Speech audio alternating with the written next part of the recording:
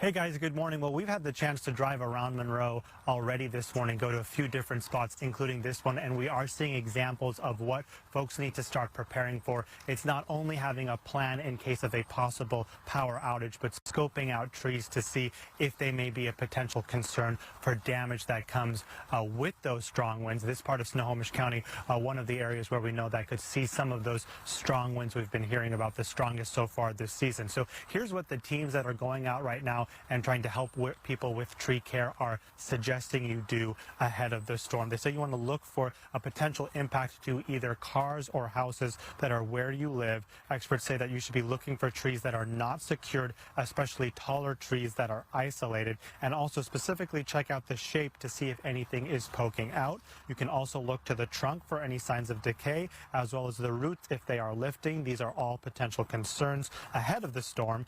After that, you want to see if there are any broken branches or brown patches, another sign of a concern or wind damage in this case, and a need to potentially call somebody out. Puget Sound Energy says they are taking similar steps ahead of this storm.